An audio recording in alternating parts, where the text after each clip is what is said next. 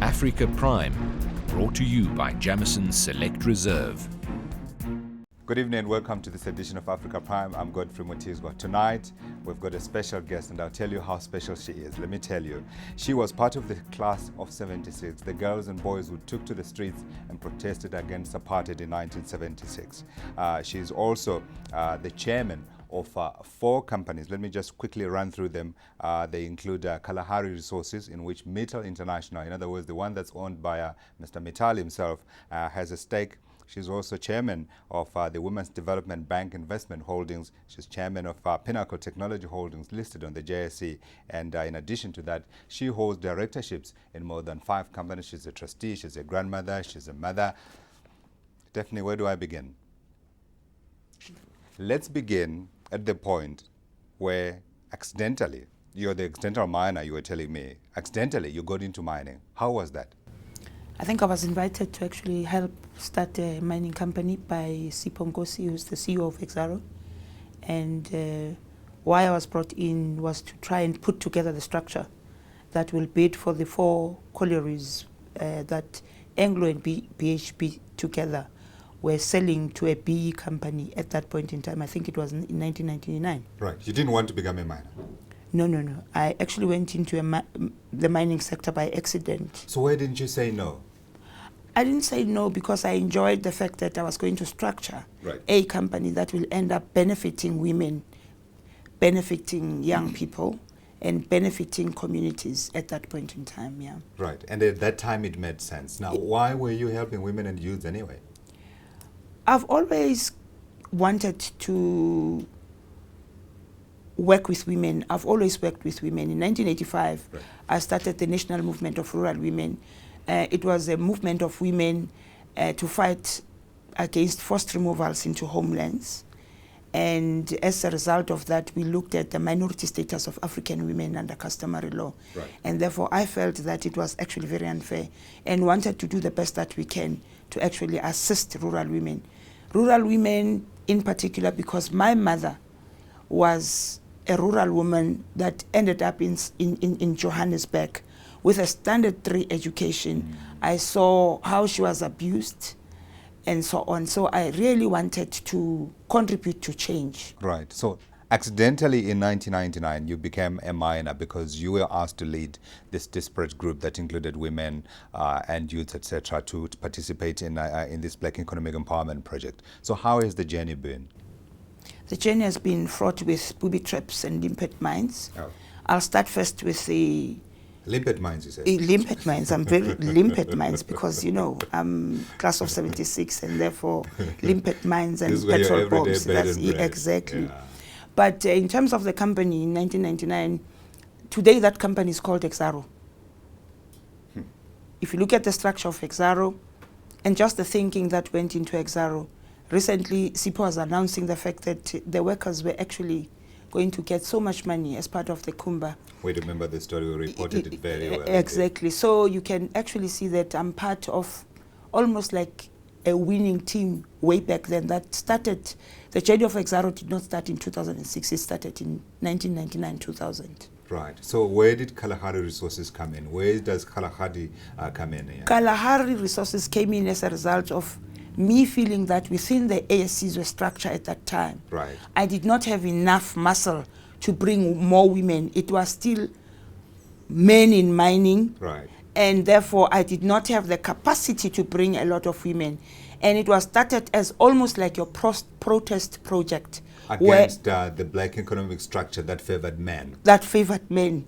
You must remember that the Black economic structure that favored men, it's how those men were actually brought up and socialized. That women were always tag-alongs. Yeah. You will only be brought in right at the end to say there's a 5% that is reserved for women simply because legislation does prescribe that women must actually be brought in. Let's put this in context. We're talking here about the start of a project that is mushroomed or ballooned into a multi-billion rand company. So let's just get to where we are now versus where we started. Yeah. Where are we now? Where are we now? We almost 80% of building the biggest manganese sinter plant in South Africa. Worth how much? Worth about what we've put into the structure which is equity contribution from the shareholders themselves, Right. is 3.2 billion. The total project is about 11 billion, with the Kuruman complex or Hotazel complex, which is the mine and sinter, worth about 7 billion, and 4.2 billion will be the smelter that will be building in the port of Kucha So how in do the you Eastern explain Cape. it? I mean, I'm thinking back to the 110,000 rand house, and I'm talking about multi-billion rand here. I'm trying to get my head around this. Help me. How do I explain it? Where there's a will, there's a way. Women are good managers. They take risks. Are they better managers than men? There are better managers. Are they better because managers than they men? do. President Zuma better be listening to this one. Yes, he must be listening because women are multi-skilled as well.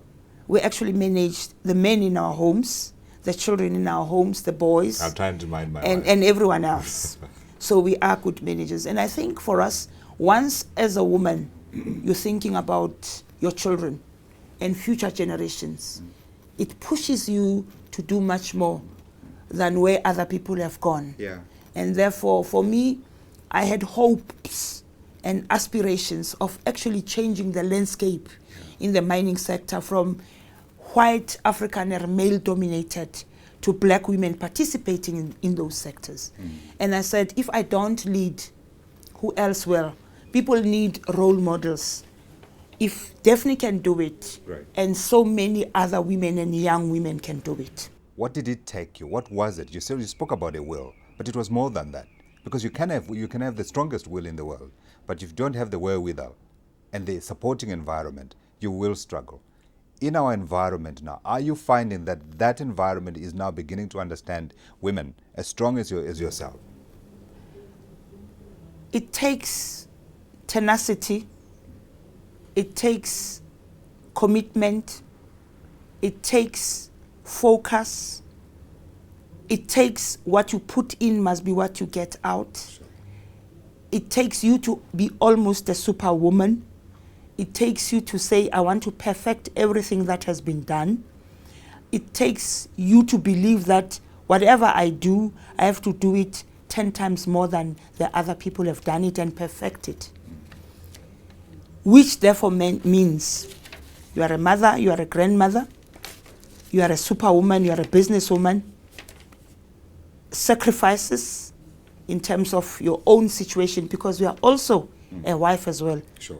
I'm not sure whether to say fortunately or unfortunately, because when I started the journey, I started the journey with a partner, my husband, Yes. who in 2008 never actually saw what we started together, passed away. But having said that, it takes you to be at a different level and be more focused than anyone else. I wanted to add that it also takes a good husband, but maybe... very, very good husband. It also takes a good husband. But when I was reading up on you, one of the writings that I came upon spoke about what you believe in as a manager. And you said you believe in an autocratic with a feminine touch. Yes. Therefore means that you need to be focused. You need to be able to take decisions that are sometimes not popular decisions. Sure. But at the same time, you need to empathize and sympathize and be a good employer. What I mean is that when someone says, I have to leave because I have to look after my children, as a mother, you become more sensitive. You want them to do those things and actually sacrifice probably a lunch or work later than usual to actually make sure that your home is actually managed properly. But there must have been mistakes along the way, many of them. I think the reason why I never had interviews was I took a conscious decision that I would want to make the mistakes and learn from those mistakes, grow from those mistakes, stand up, fall, lick my wounds, and actually begin, again, start from where I started. Were there some that made you think this is surely the wrong course and really I need to have a serious rethink here? Let me go back to my roots and do what mama and daddy used to tell me, when you grow up, you be a good girl, you get married and you get on with life. I think yes. Many a times I've decided that I was not going to continue the next day. I would say, this is it. This fine, no further. When was that? I'm just curious. In the last 12 months. Yeah? It has been tough. What had happened? The project, raising of capital, sleepless nights because you worried that shaft sinking is the most difficult, the most dangerous, and therefore it really requires you to actually be focused at all times. The legislation, managing all sorts of other things. Did you say legislation? Yeah. Government legislation? Government legislation.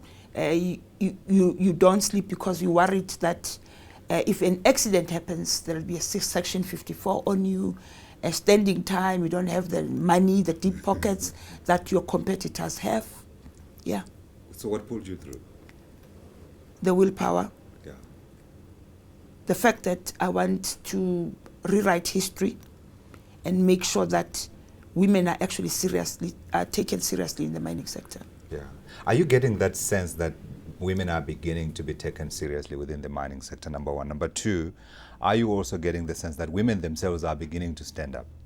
I'm getting a sense that a lot of women are beginning to stand up and they want to be counted. And they are looking at some of us as support structures to make sure that where they actually feel where I was in terms of just giving it up, they can talk to you as a sister and say, what do I do? The other opportunity that I see is that women are beginning to go to the boardrooms and not only open the doors, but break the doors open. When you say open the doors, what do you mean? Do you mean to come in and serve the tea? Come in and assert themselves. No, not to come in and serve the tea. No. Take decisions. Assert themselves. And sometimes, you know, why I went into mining was that when I used to raise issues of women in the boardrooms, you see the body language of men to say, oh, it's a hair again. And for me, I'm beginning to see a lot more women, and you are no longer alone. If it's not you, it's another woman that they'll meet with in another boardroom. Daphney Mashile-Nkosi would certainly know what she's talking about because she sits on, as I said, 5 companies. She's also the chairwoman of 4 companies, and we shall be talking more about where she came from and where she got that skill and where also she got that tomboy approach that she's been telling me about. Don't go away.